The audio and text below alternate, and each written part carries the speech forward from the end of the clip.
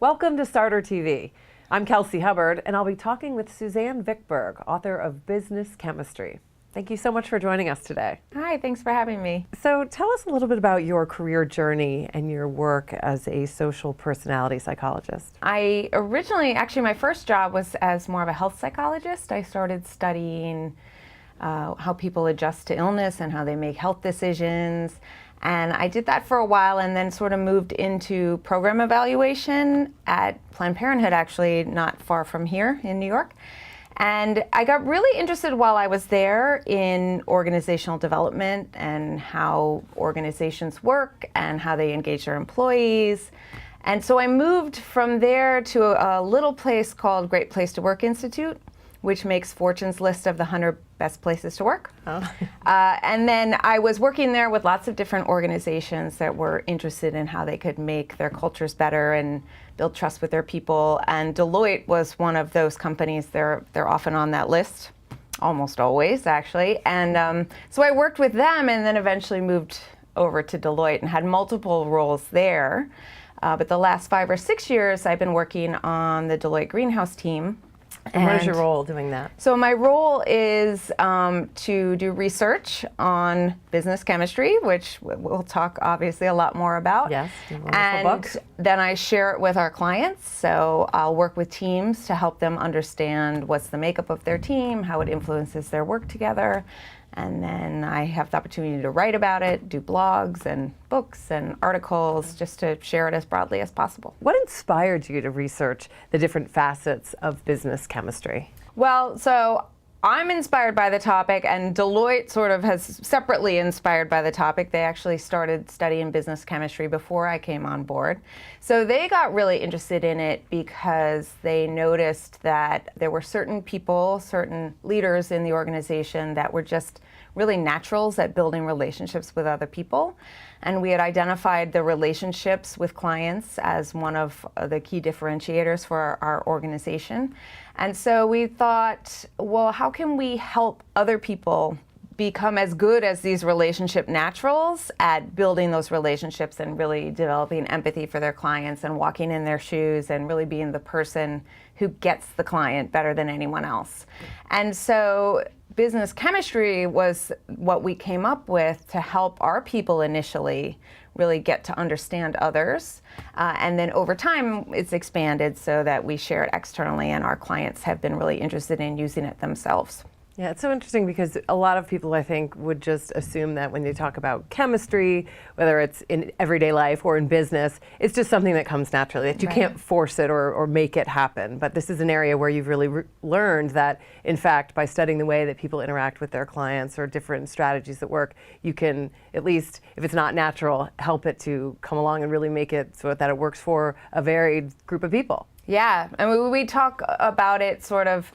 The metaphor we like to use is diamonds. So diamonds exist in nature, but you can also create a diamond in a lab.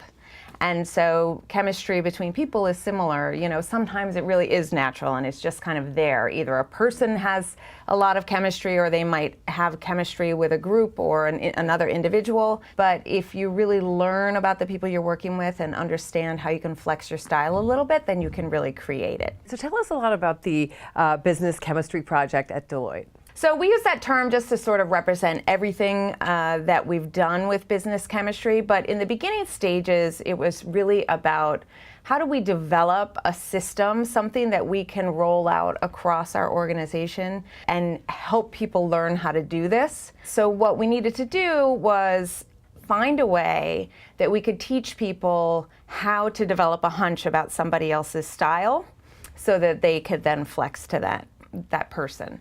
And so we developed an assessment, we identified 4 primary types, and then we identified ways that we can help people develop these hunches. So, you know, if you're working with someone for just a little while, you can observe some particular traits or behaviors in the workplace, and that will help you figure out what their style might be. So tell us some of the details of how you developed that system, that business chemistry system. Yeah. So we looked at a lot of other systems because obviously there are other personality and working style assessments and systems out there. We weren't really able to find exactly what we wanted. We found people sometimes had a hard time remembering what they learned from those systems. We wanted something very much focused on the other person as opposed to just focused on yourself. And we needed something that you could observe in the workplace. So instead of asking everyone to take an assessment, something that you could sort of infer from their behavior.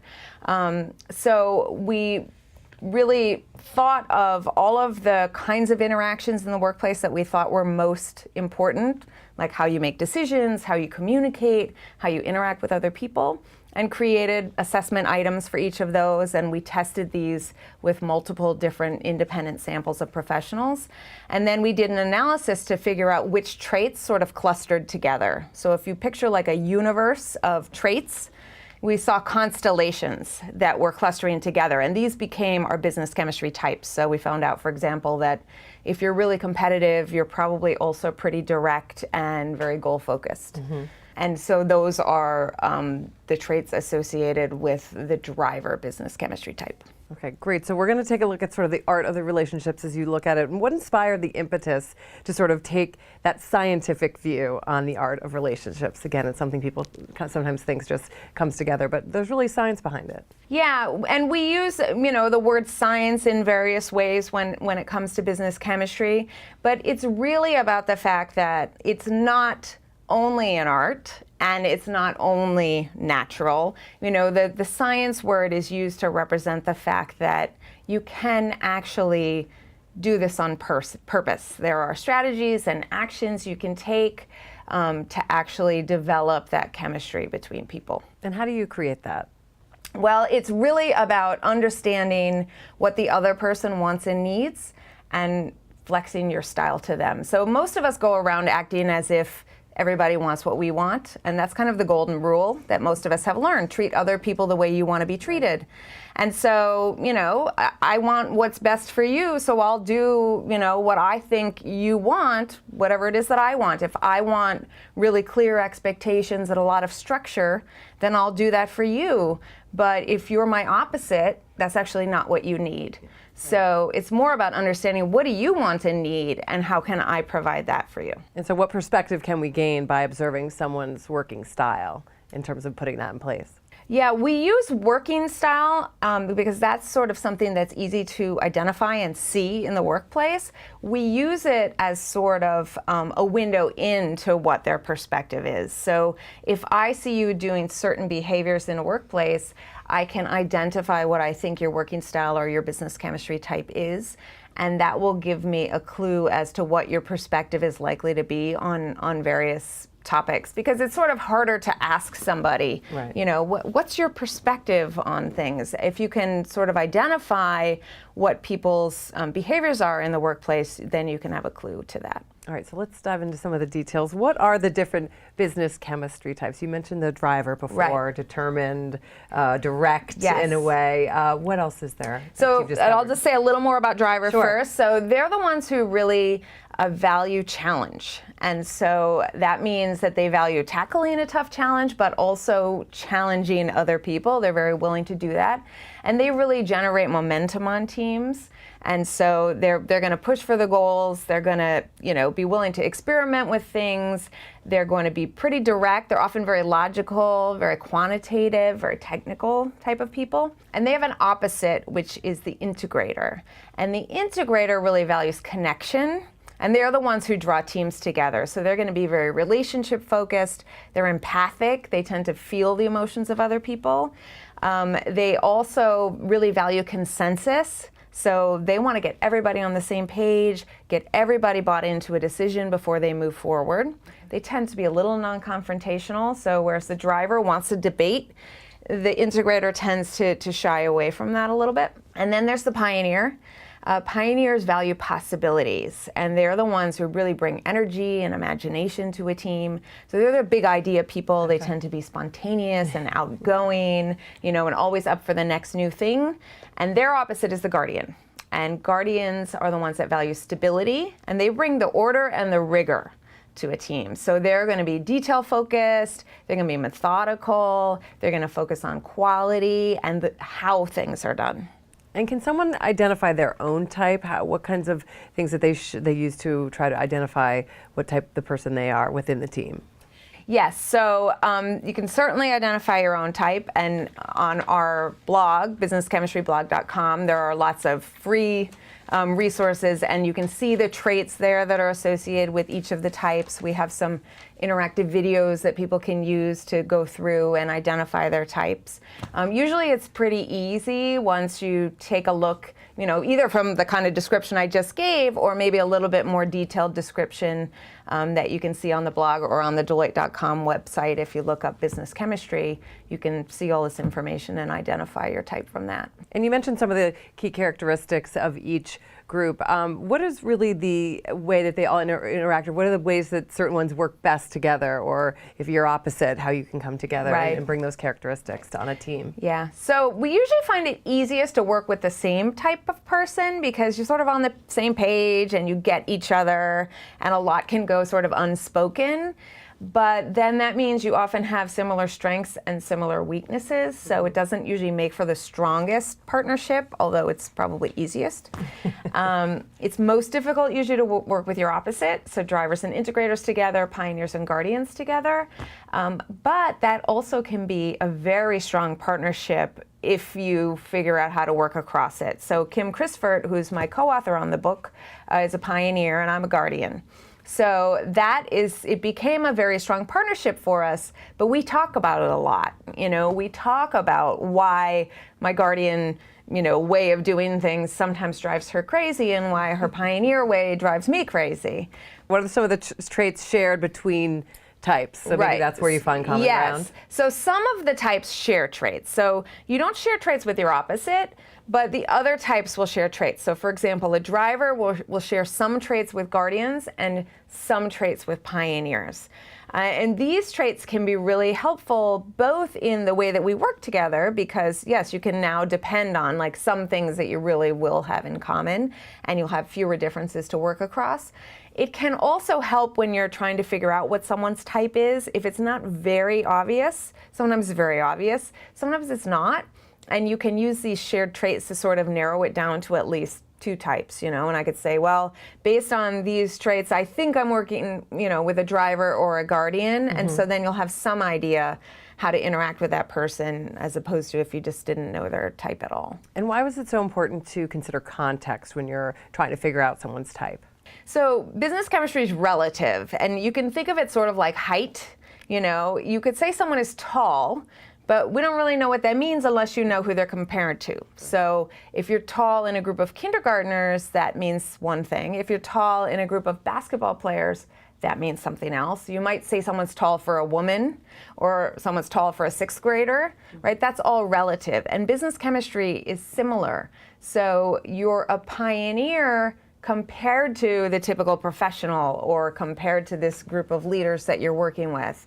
But it's context dependent. You're going to be less of a pioneer if you're working with a group of people who are very extreme on the pioneer spectrum. How does business chemistry relate to the responses that we might find in the workplace, like stress, psychological safety, career aspirations and priorities, and the conditions with how some types thrive? So there's a whole chapter on that, so I won't go over the whole thing, but I'll just say that we find pretty sizable differences whenever we look for business chemistry differences. And so we looked at all of those topics you just mentioned, and we always find statistically significant differences between the types. In the case of those things, we have found some patterns that sort of are fairly consistent in that when it comes to guardians and integrators, they tend to experience more stress than pioneers and drivers. The guardians and integrators also experience less psychological safety, which means they don't feel as comfortable sharing their ideas. They're also less likely to aspire to be leaders. So we do see some of these things coming together in a way that really differentiates the types. What are some key things not to do with each of these types? So we have 4 chapters in here about workplace hell. So each of the types has their own definition of workplace hell and what really is an environment where they're not going to thrive, or they'll have more difficulty thriving. Each of us can flex, and each of us works all the time in situations that maybe are not our favorite, and so we can deal with that. But you don't want to chronically be in an environment that doesn't work for you. So for a pioneer, for example, constraining them and giving them a lot of rules and structure and very specific directions about how to do things is going to be tough for them, because they really want more flexibility than that. For guardians, they don't like to be in an environment that's very chaotic. So changing direction all the time or not giving them time to prepare for a decision or a discussion is going to be tough on them. For integrators, if they're isolated or not encouraged to work with other people or support their teammates or collaborate across teams, isolating them in that way can be rough. And for drivers, the worst thing you can do is really block their progress. So any kind of obstruction to them moving ahead and getting done what they're trying to get done is going to be a big challenge for them. So how do managers make the workplace more palatable for all these each type so that they can perform at their best? So what we recommend is that people make a conscious effort to think about each of the types and whether the environment is going to work for them. So we suggest that the first thing you do is think about the bare minimums that each type needs.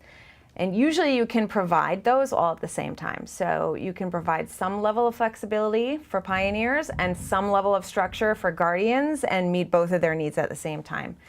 The other thing we recommend is offering options whenever you can. So if you think about, for example, just the actual workspace that people are in, some people might prefer an open collaborative workspace like our pioneers. Some people might prefer a more closed, private, quiet workspace like guardians.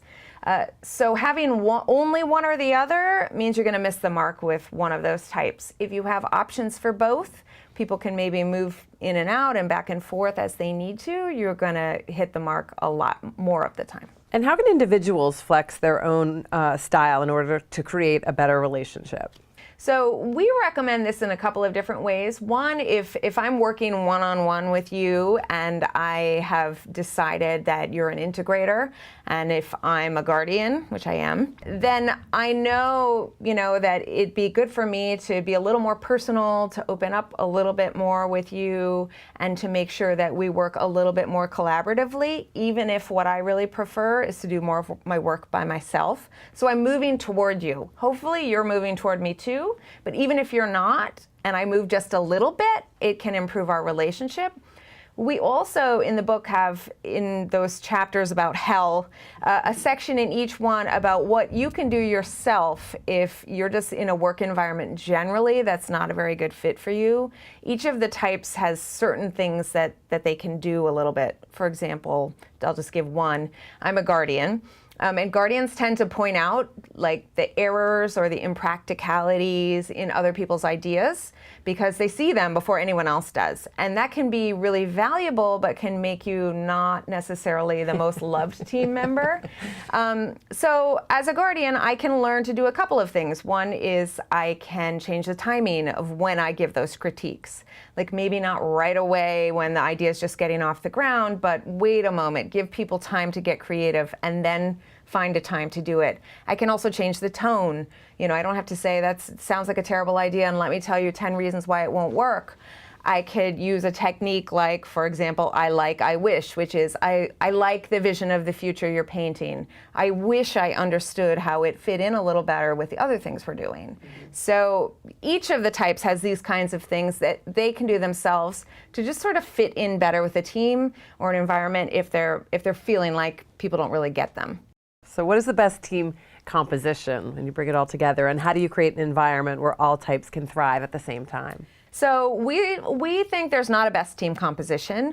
We usually turn the question back on people. We get that question often. We usually turn it back on people and we say, let's think about this a little differently, and we pose some other questions. So for example, well, what's your team's work and what is the goal of your team? Because that might impact what types are going to bring a little extra value. We might ask, well, who are your stakeholders and what are their perspectives?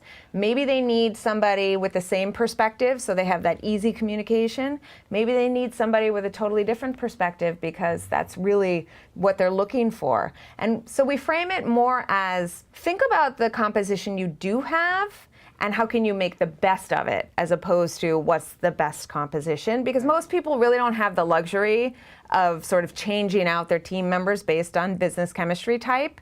Usually you want some level of diversity so that you can have these perspectives represented. And then you want to make sure that you're creating a team environment where all the types sort of have what they need to thrive, because if you have all the types on a team, but the team works in a way that is really good for drivers and not great for integrators, then you're not going to get the best benefit out of your integrators. So it's thinking about all of the types at the same time. What are some of the ways that the coworkers can work together to develop business chemistry, despite some of the differences they may have? One of the best ways is to talk about it.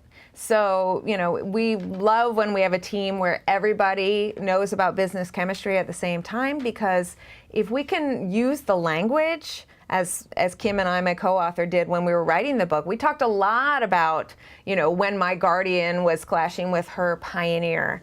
And that, first of all, depersonalizes conflicts. So it's not about me and you, it's about our perspectives and our styles being different. So talking about that, also making a conscious effort to actually recognize the value of your opposite type or any of the types. It's because it's hard to do this, and it's hard to adjust and think about the other person, especially when they're very, very different from you.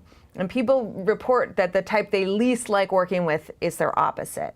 So you want to remind yourself and each other why it's worth it, and you can really do that by focusing in on, what does this person bring to this relationship that I don't bring that makes us stronger together? Well, thank you so much for joining us. I appreciate it. Thank you. It was great to be here. I've been speaking with Suzanne Vickberg, author of Business Chemistry. I'm Kelsey Hubbard for Sarder TV.